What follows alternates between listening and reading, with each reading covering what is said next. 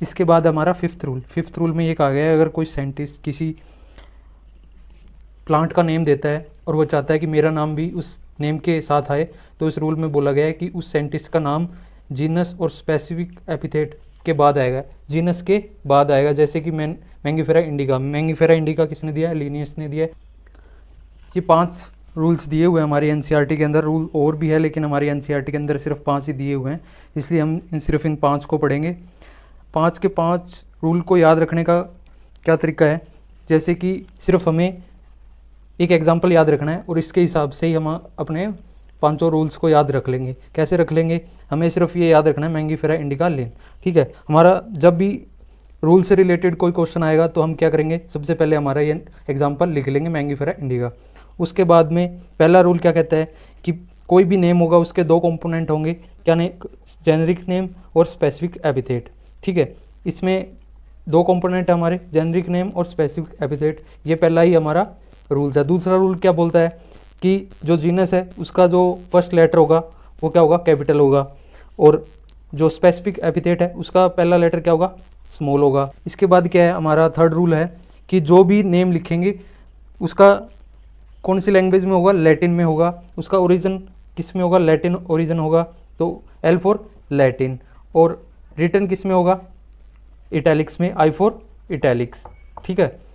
और हमारा फिर फिफ्थ रूल क्या बोलता है कि जब भी हम हाथ से लिखेंगे, हैंड रिटन होगा, तो सेपरेटली अंडरलाइन करेंगे। जब भी हम ये एग्जांपल लिखेंगे हाथ से लिख रहे हैं तो सेपरेटली अंडरलाइन कर लेंगे। तो फोर्थ रूल हमारा कवर हो जाएगा इसके अंदर।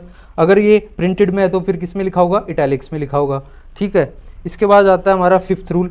फिफ्थ रूल क्या बोलता है कि साइंटिस्ट का नाम अगर देंगे तो वो स्पेसिफिक एपिथेट के बाद देंगे। तो इसमें क्या हमारा फिफ्थ रूल भी कवर हो जाता है। तो सिर्फ हमें क्या याद रखना है? हमें एक एग्जाम्पल याद रखना है, इसके अंदर हमारे 5 के 5 जो रूल्स है वो कवर हो जाएंगे। इसके बाद क्या है हमारी सेकंड ट्रिक है, उसमें क्या है हमें याद रखना है? बस एंड कार लाइन। जब भी हम टोल टैक्स पे जाते हैं तो वहाँ पे क्या होता है? बस और कार की अलग अलग लाइन होती है, इसलिए याद रख लेंगे बस एंड कार लाइन। इससे क्या याद रखना हमें? बस B for binomial, N for nomenclature. Binomial nomenclature किसने दिया था? C for Carolus, L for Linnaeus. तो बाइनोमियल नोमेनक्लेचर किसने दिया था? कैरोलस लीनियस ने। ये ट्रिक से याद रख लेंगे बस एंड कार लाइन, ठीक है। इसके बाद हम पढ़ेंगे क्लासिफिकेशन। क्लासिफिकेशन क्या है? क्लासिफिकेशन के अंदर हम कोई भी ऑर्गेनिज्म को उसकी सिमिलरिटीज़ और डिफरेंसेस के बेसिस पे उसे अरेंज कर देंगे, एक ग्रुप और कैटेगरी के अंदर डाल देंगे। क्लासिफिकेशन का पर्पज़ क्या है? क्लासिफिकेशन का पर्पज़ है, देखिए बहुत सारे ऑर्गेनिज्म प्रेजेंट है, हम एक साथ उनको याद नहीं रख सकते।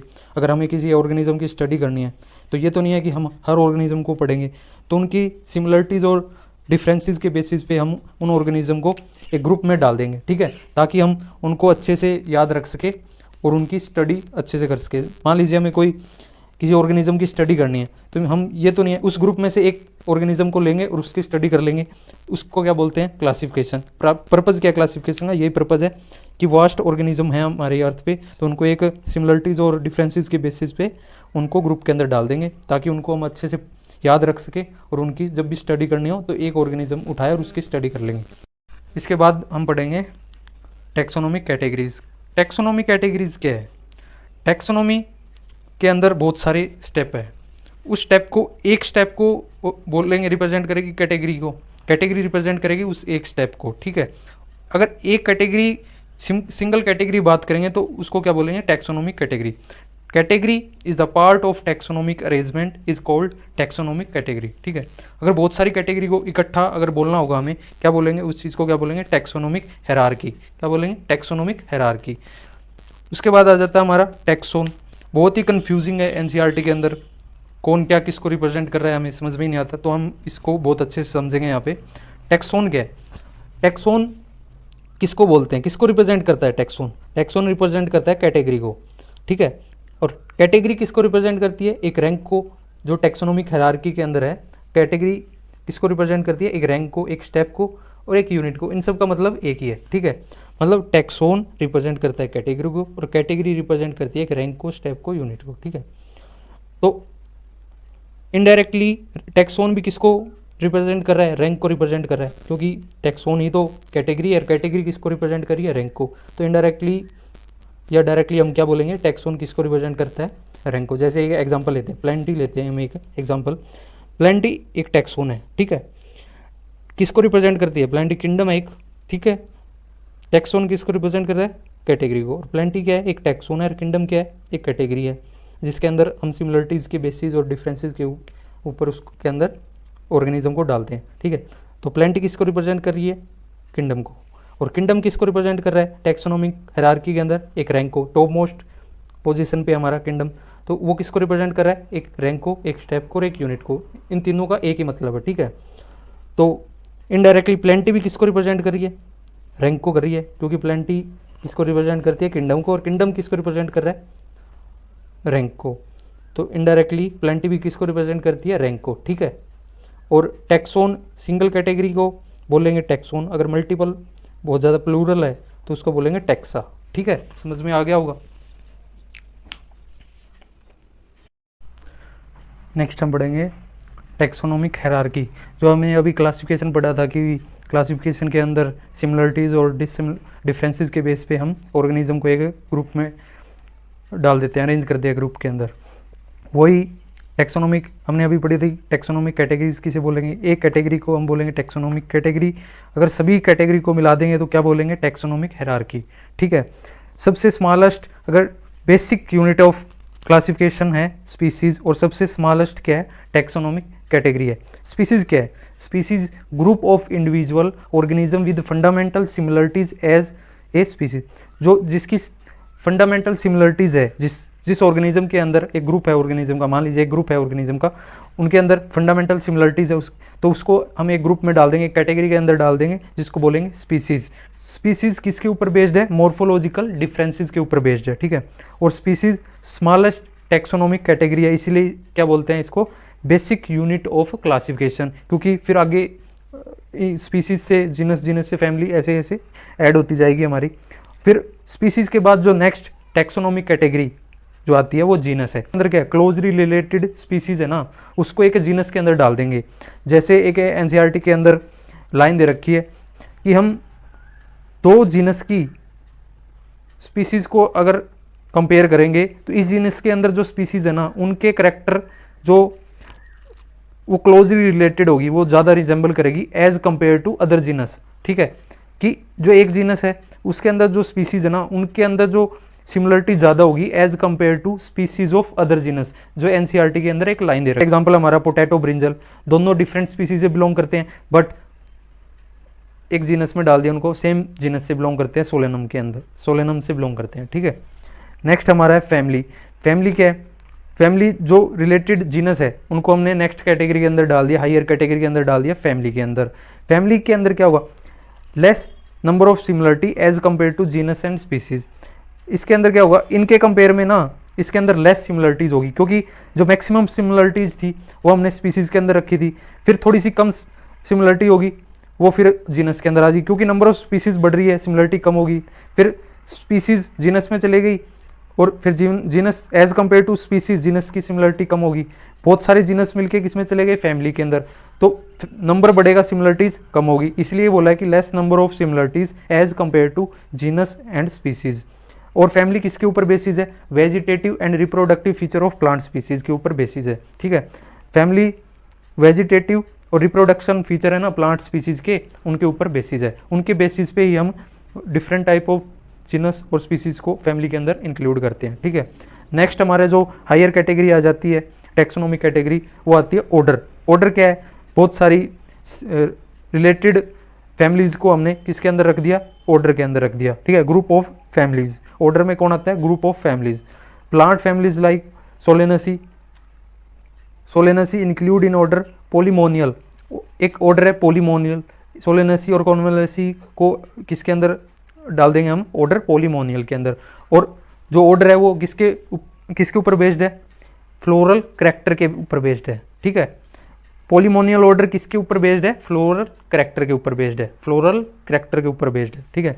नेक्स्ट है ऑर्डर को फिर हम आगे हायर कैटेगरी के अंदर डाल देंगे, ग्रुप ऑफ रिलेटेड ऑर्डर। इसी तरह हायर कैटेगरी हमारी आ जाती है क्लास, क्लास के अंदर क्या है, ग्रुप ऑफ रिलेटेड ऑर्डर, ठीक है। नेक्स्ट है हमारा आ जाता है डिवीजन और फाइलम। डिवीजन किसके लिए, किसको रिप्रेजेंट करेगा, डिवीजन के अंदर प्लांट के लिए यूज करेंगे टर्म हम डिवीजन, और एनिमल के लिए यूज करेंगे हम फाइलम। और डिवीजन और फाइलम में क्या आ जाएगा, ग्रुप ऑफ क्लास, क्लास के डिफरेंट क्लास किसके अंदर इंक्लूड हो जाएगी, डिवीजन और फाइलम। डिवीजन किसके लिए यूज करेंगे, प्लांट के लिए, और फाइलम किसके लिए यूज करेंगे, एनिमल के लिए। ठीक है, नेक्स्ट हमारा सबसे हाईएस्ट कैटेगरी है किंगडम। किंगडम के अंदर क्या आता है, group of division and phylum, बहुत सारे ग्रुप, बहुत सारी डिवीजन एंड फाइलम किस में इंक्लूड हो जाएंगे, हाईएस्ट कैटेगरी के हमारे किंगडम के अंदर इंक्लूड हो जाएंगे। ठीक है, अभी हमने पढ़ा था कि स्पीसीज से ऊपर जाएंगे तो स्पेसिफिक कैरेक्टर सिमिलरिटीज कम होती जाएगी, बट जनरल कैरेक्टर बढ़ते जाएंगे, कॉमन कैरेक्टर है इनके वो बढ़ते जाएंगे। स्मॉलेस्ट कैटेगरी से हायर कैटेगरी के एसेंट कैरेक्टर और जनरल कैरेक्टर हमारे बढ़ते जाएंगे और स्पेसिफिक कैरेक्टर कम होते जाएंगे। वैसे ही हम हायर कैटेगरी से लोअर कैटेगरी की तरफ आएंगे तो कॉमन कैरेक्टर और जनरल कैरेक्टर है वो कम होते जाएंगे और स्पेसिफिक कैरेक्टर बढ़ते जाएंगे। ठीक है, इसके बाद बात आती है कि हम टैक्सोनॉमिकल हायरार्की को याद कैसे रखेंगे, उसके एक पर्टिकुलर ऑर्डर में उसको याद कैसे रखेंगे। उसके लिए एक मैंने निमोनिक बनाया है जिसको आपको टैक्सोनॉमिक कैटेगरी को याद करने में हेल्प करेगा। जैसे कि किंग ने पीएचडी कर रखी है, इसीलिए क्लास में ऑर्डर देते हैं। पूरी फैमिली में उनसे बड़ा जीनियस सन नहीं है। ठीक है, जैसे कि मैंने, आप कोई भी किंग की जगह आप कोई भी नेम ले सकते हैं, लेकिन मैंने डायरेक्टली किंगडम से किंग उठा लिया है। King for kingdom, PhD phylum and division, class class, order order, family family, genius का हमने क्या लिया जीनस, और सन का क्या है स्पीसीज। ठीक है, एक बार दोबारा से देखेंगे, किंग ने पीएचडी कर रखी है इसीलिए क्लास में ऑर्डर देते हैं। पूरी फैमिली में उनसे बड़ा जीनियस सन नहीं है। ठीक, याद रख लेंगे हम। S for species, S for specific, species के अंदर मोर स्पेसिफिक कैरेक्टर होंगे।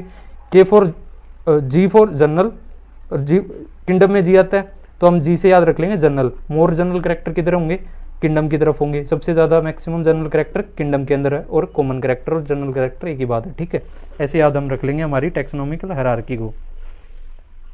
नेक्स्ट हम पढ़ेंगे टैक्सोनॉमिकल एड्स। टैक्सोनॉमिकल एड्स क्या होती है, जैसे कि कोई भी प्लांट है उसका एक सैंपल ले लिया, एक लीफ का ले लिया, एक स्टेम का ले लिया और उसका एक एड्स बना लिया, ताकि हमें जब भी हमें उसके बारे में पढ़ना हो, रिसर्च करनी हो, तो हम उस एड्स को निकालेंगे, उस सैंपल को निकालेंगे और उसकी स्टडी कर लेंगे। हमें फील्ड में जाने की ज़रूरत नहीं है। वैसे ही प्रिजर्व्ड ऑर्गेनिज्म है, हम उसकी स्टडी करके ही रिसर्च कर लेंगे, उसकी मतलब उसकी बेसिस पे ही हम आगे रिसर्च वगैरह कर लेंगे, उसको ही देख के हम आइडेंटिफाई कर लेंगे।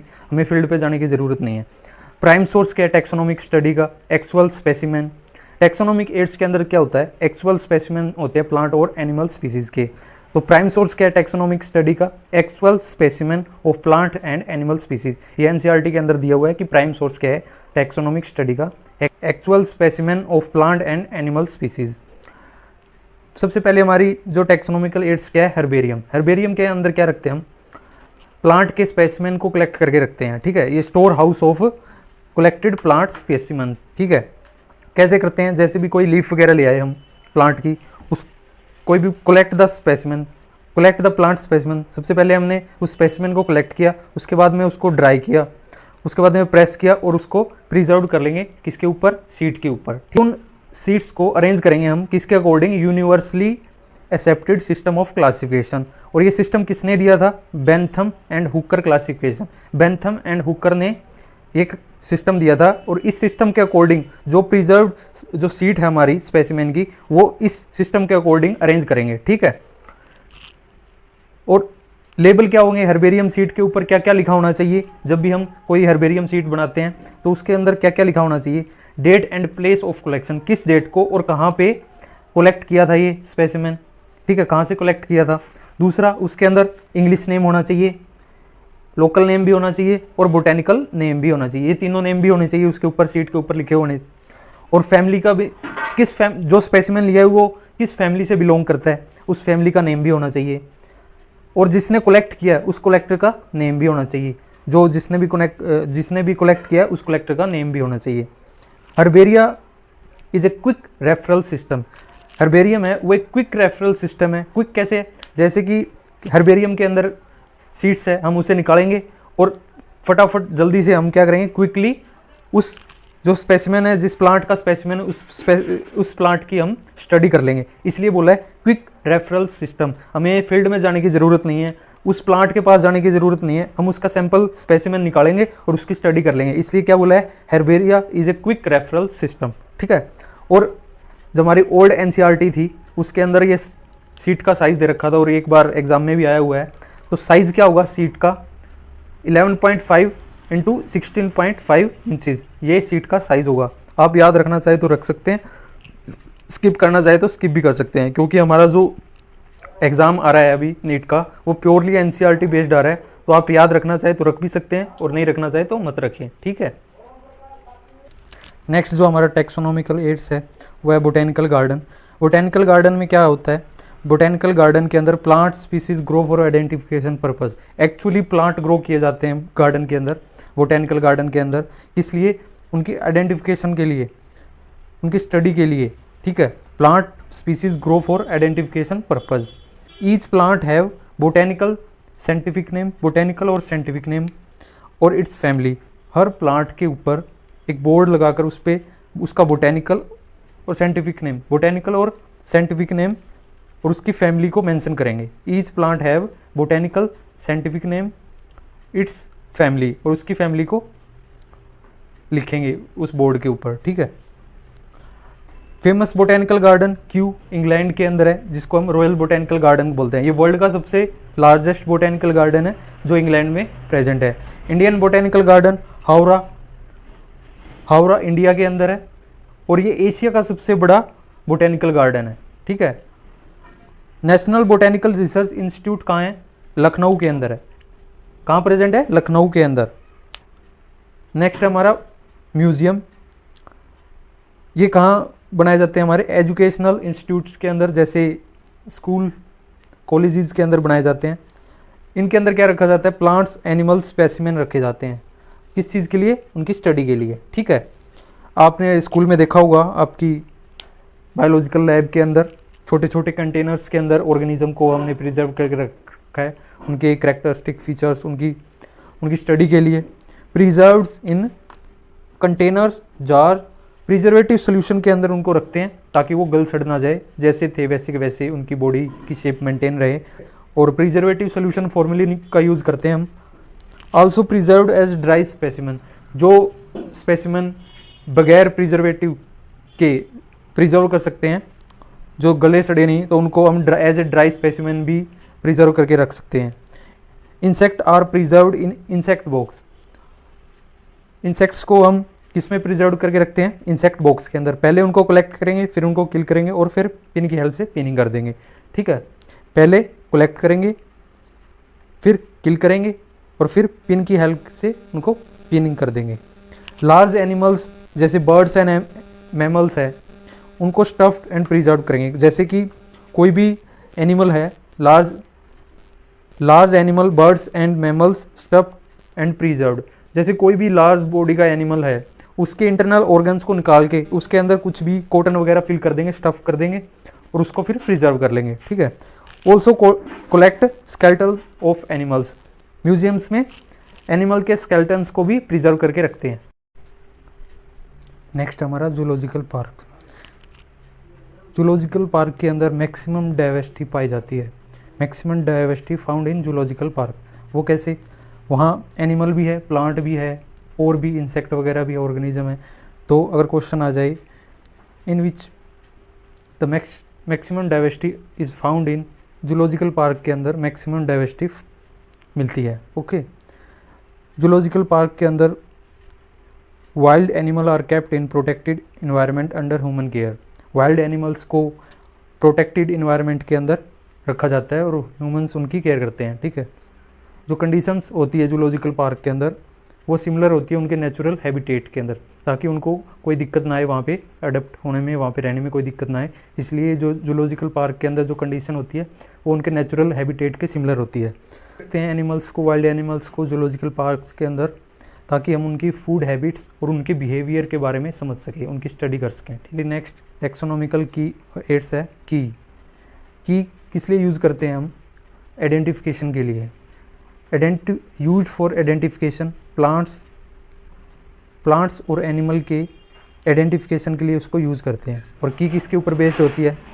सिमिलरिटीज़ और डिससिमिलरिटीज़ के ऊपर बेस्ड होती है। किसके ऊपर बेस्ड होती है? सिमिलरिटीज़ और डिससिमिलरिटीज़ के बेस के ऊपर। कॉन्ट्रास्टिंग मतलब अपोजिट कैरेक्टर के ऊपर। की बेस्ड ऑन सिमिलरिटीज़ और डिससिमिलरिटीज़, उसी को बोलते हैं कॉन्ट्रास्टिंग कैरेक्टर्स। अपोजिट कैरेक्टर के ऊपर बेस्ड होते हैं। की जनरली प्रेजेंट होती है पेयर के अंदर, ठीक है, और उसको क्या बोलते हैं? कपलेट। और कपलेट की के ईच स्टेटमेंट ऑफ कपलेट इन की कोल्ड लीड, उसको क्या बोलेंगे? लीड बोलेंगे। एक स्टेटमेंट को क्या बोलेंगे? लीड।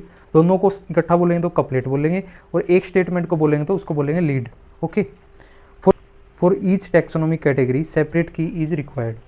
हर एक टैक्सोनॉमिक कैटेगरी के लिए अलग से एक की रिक्वायरमेंट होती है हमें, ठीक है। की क्या होती है? वो जनरली एनालिटिकल इन नेचर होती है, ठीक है। पहले से प्लांट्स एंड एनिमल को स्टडी करके उस की को बनाया जाता है। तो key are generally analytical in nature.